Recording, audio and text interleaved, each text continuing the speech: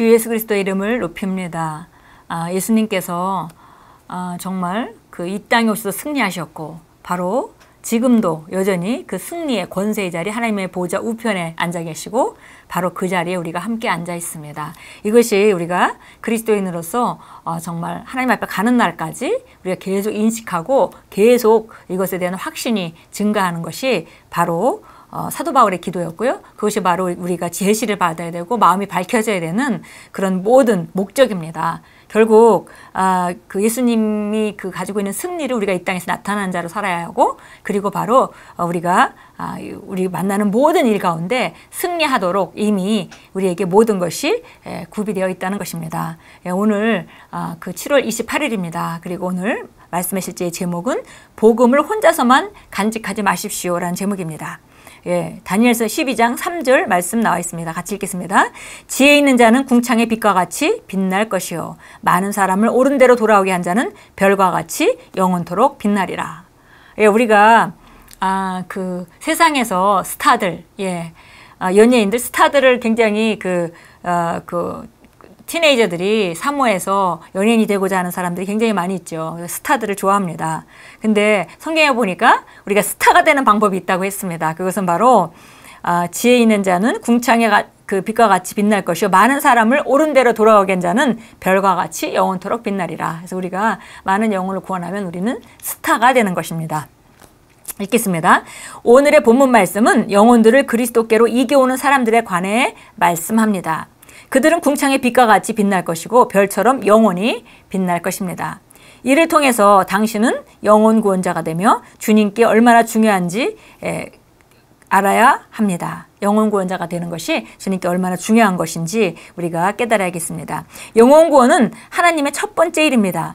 그러므로 하나님의 자녀인 우리는 구원의 메시지를 세상 민족들에게 가져가야 합니다.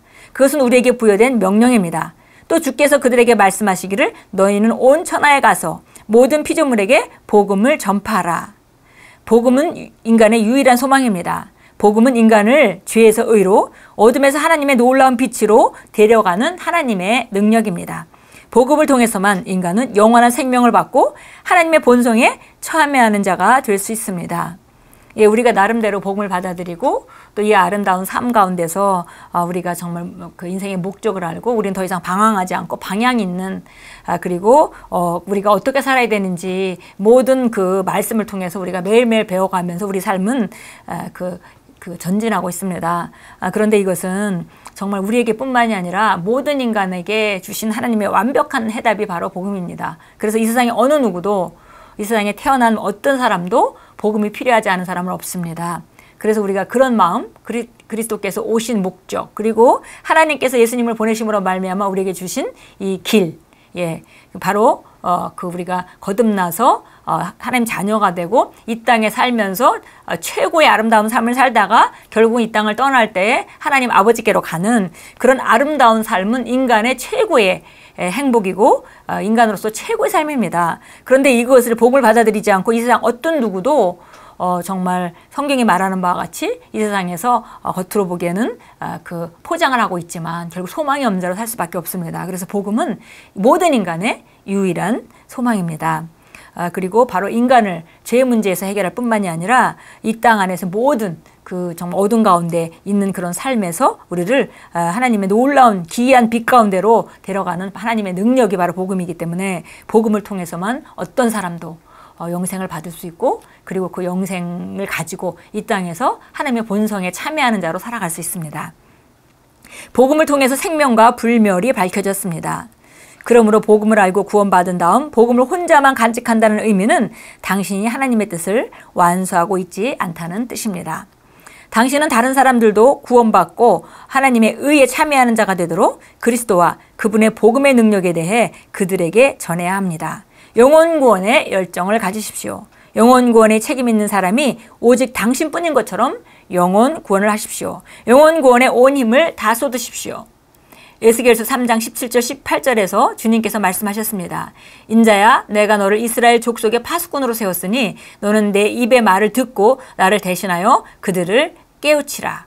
하나님께서는 당신을 죄인들 곧 당신의 세상에 있는 믿지 않는 자들을 살피는 파수꾼으로 세우셨습니다. 그러므로 복음을 혼자만 간직할 수 없을 만큼 영혼 구원에 대한 열정으로 당신의 심령이 불붙고 골수에 사무치게 하십시오. 예, 영혼구원에 대한 열정을 가지라 이렇게 말씀합니다. 예, 영혼구원에 책임이 있는 것이 바로 내게만 책임이 있는 것 같이 우리가 주변에 그리스도인들이 있고 또 비그리스도인들이 있는데 영혼구원을 받지 못한 사람들이 아무리 겉에 보기에 포장하고 살아간다 하더라도 그들에게는 소망이 없고 그들은 온전한 삶을 살 수 없다는 우리가 결론이 내려질 때 어떤 상황 가운데도 우리가 복음을 전하라고 할 것입니다. 그뿐 아니라 우리가 구원받지 못한 영혼들을 볼 때 누군가 전하겠지 그게 아니라 정말 내가 전하지 않으면 저 사람은 구원받지 못할 것 같이 그런 심정으로 우리가 영혼구원의 열정을 가져야 된다라고 오늘 말씀하고 있습니다. 예수께서 3장 17절 18절 말씀 나와 있는데요. 내가 이스라엘 족속의 파수꾼으로 너를 세웠으니까 너는 내 입의 말을 듣고 나를 대신하여 그를 깨우치라. 그래서 우리는 그리스도인으로서 하나님의 대사로서 이 세상에 하나님의 왕국을 확장하고 왕국의 일을 하는 자로 보내심을 받았습니다. 그래서 우리는 바로 주님의 음성을 먼저 들은 자들이고 그래서 우리가 바로 그 음성을 듣지 못하는 자들에게 선포해 줘야 될 그런 책임과 의무와 그런 특권이 있는 자들입니다. 그래서 하나님께서 바로 우리를 정말 내 세계에 믿지 않는 자들에게 그들을 살피고 그들을 또 하나님의 왕국으로 들어오게 구원받게 하는 파수꾼으로 우리 한 사람 한 사람을 세우셨다는 것입니다. 그래서 우리가 정말 영혼구원에 대해서 하나님 말씀에 반응하고 우리가 이 영혼구원이 어려운 것이다 라고 혼적으로 반응하는 것이 아니라 우리 심령 안에 그리스도의 마음이 부어져 있기 때문에 그 말씀을 들을 때 이것이 내가 마땅히 해야 될 일이고 난 정말 그 일을 하고 싶다. 그리고 정말 그 일을 내가 정말 기회를 얻든지 못 얻든지 내가 할 것이다. 라고 우리가 심령으로 반응할 때 우리는 영혼구원자로서 정말 끝없는 열정이 타오르는 그런 그 영혼구원자가 될 수 있습니다. 여기 예레미야서 20장 9절 말씀이 나와 있는데요. 거기 이런 말씀이 있습니다. 언급하지도 않고 그 이름을 말하지도 아니하리라 하고 나니까 그의 말씀이 내 마음속에 내 뼈들 속에 사무치는 타는 불과 같아서 내가 견딜 수 없나이다. 이런 이제 표현이 나와 있습니다. 그래서 정말 그 우리 안에 있는 그 영혼을 구원을 향한 열정 그것이 불타올라서 내가 말하지 않고는 견딜 수 없는. 그러니까 마치 타는 불이 내 몸에 내 뼈에 갇혀서 더 이상 발산하지 못해서 입을 열어서 말을 해야만 하는 그런 상황 같은 표현으로 이제 예레미야서 20장 9절이 말하고 있는데요. 우리 심령이 불붙고 그리고 정말 골수에 사무쳐서 우리가 기회가 될 때마다 우리가 정말 말할 수밖에 없는 그런 상태까지 우리가 계속 전진해야겠습니다. 예, 디모데후서 4장 2절 보겠습니다. 이것이 우리에게 주신 그 하나님의 말씀인데요.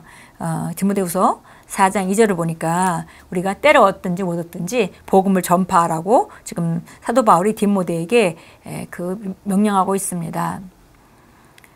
예, 이렇게 말합니다. 1절 그러므로 내가 하나님과 주 예수 그리스도 곧 그가 나타나실 때와 그의 왕국에서 산 자들과 죽은 자를 심판하실 분 앞에서 내게 명하노니 너는 말씀을 전파하라. 때를 얻든지 못 얻든지 항상 대비하라. 모든 오래 참음과 교리로 견책하며 책망하며 권고하라. 예, 그래서 마지막 때 사람들이 건전한 교리를 견디지 못하고 그 다음에 귀를 가렵게 하는 그런 말씀들을 찾아다니는 그런 때가 온다고 그랬습니다. 그래서 우리가 해야 되는 일은 정말 이렇게 말씀하고 있죠. 예수님이 1절에서 예수님께서 곧 우리에게 나타나실 것이고 그분 앞에서 모든 영혼들은 심판을 받게 된다. 산자와 죽은 자를 심판하실 분 앞에서 내가 명령한다. 그러니까 마지막 날이 다가오고 있다 이런 말을 하면서 너는 말씀을 전파하라. 때를 얻든지 못 얻든지 항상 예비하고 있다가 기회가 왔을 때 말씀을 선포하라 말하고 있고요. 오래 참음과 교리와 견책하고 책망하며 교리로 견책하고 책망하며 권고하라. 그래서 우리가 계속 말하고 또 그뿐 아니라 말씀을 전파한 후에는 또 우리가 가르치고 바른 교리를 가르치고 그런 과정 가운데는 오랫동안 물을 주고 열매를 거두는 그런 사람 농부와 마음과 같이 오래 참음이 필요하다는 것입니다. 왜냐하면 이 때가 악해서 사람들이 정말 다른 것에 귀를 기울이고 쫓아다니는 그런 그 시절이 왔기 때문에 그러나 우리가 해야 될 일은 정말 언제든지 준비되어 있고 그 다음에 기회가 왔을 때 복음을 전파하는 일입니다. 고린도후서 4장 가보겠습니다. 예, 고린도후서 4장 말씀은 우리가 잘 아는 말씀입니다. 예, 4장 예수 안 믿는 사람들이 뭐 우리가 보면 아, 저 사람 부족한 게 없는 것 같아. 또 혹은 뭐 저 사람이 예수 이래서 저 사람은 정말 정말 이렇게 너무 다른 종교에 심취하고 있어서 예수를 믿겠는가, 복음을 전한다고 예수를 믿겠는가, 뭐 이런 생각들을 할 수 있습니다. 그러나 성경은 우리에게 분명하게 말해줍니다. 만일 우리의 복음에 가려졌다면 그것은 구원받지 못한 자들에게 가려진 것이라 그들 가운데 이 세상의 신이 믿지 아니하는 자들의 마음을 어둡게 하여 하나님의 형상이신 그리스도의 영광스러운 복음의 광채가 그들에게 비치지 못하게 하느니라. 예, 그래서 보니까 어떤 사람이 예수 믿지 못하고 다른 종교에 심취하고 있다면 그건 다른 것이 아니고 어떤 이유도 자연적인 영역의 이유가 아니라 한마디로 이 세상 신, 그러니까 그 마귀가 그들의 마음을 어둡게 해서 복음의 광채가 비치지 못하도록 방해하고 있다는 것입니다. 그래서 미혹받고 있다는 것이죠. 복음의 광채가 그들에게 비치지 못하게 하는 것이다. 그러니까 우리가 그 어둠을 걷어내고 우리가 복음을 말해준다면은 그들이 복음을 받아들이고 복음의 광채가 그들도 비춰서 우리와 같이 하나님의 자녀가 될 수 있습니다. 우리는 우리 자신을 전파하는 것이 아니라 그리스도 예수가 주이신 것과 우리 자신이 예수를 위하여 너희의 종인 것을 전파하노라. 예수님이 주님이시라는 것. 예수님이 바로 이 세상의 최고의 권세자라는 것. 그리고 우리가 언제든지 흑암의 권세에서 빠져나와서 예수님을 주로 삼을 수 있다는 것. 그것을 우리가 전파하는 것입니다. 예, 함께 기도하겠습니다. 사랑하는 하늘의 아버지, 저를 그리스도의 대사, 곧 믿을 수 있는 진정한 복음의 사역자로 받아주시니 감사드립니다. 저는 제 안에서 강력하게 역사하시는 성령의 능력을 통해 오늘 효과적으로 많은 사람들을 의로 어둠에서 빛으로 돌아오게 합니다. 저는 영혼 구원자이므로 별처럼 영원히 빛납니다. 예수 이름으로 기도합니다. 아멘. 우리가 복음을 전파할 때 정말 그 사람에게는 복음이 꼭 필요한 것이고, 예, 그리고 또 우리는 이 땅에서 우리 삶을 가장 아름답게 만드는 방법이고 별과 같이 영원히 빛나는 길이고, 예, 이것은 정말 우리가 평생의 인생의 방향을 가지고 우리가 훈련하고 또 그 가운데 걸어야 되는 중요한 주제입니다.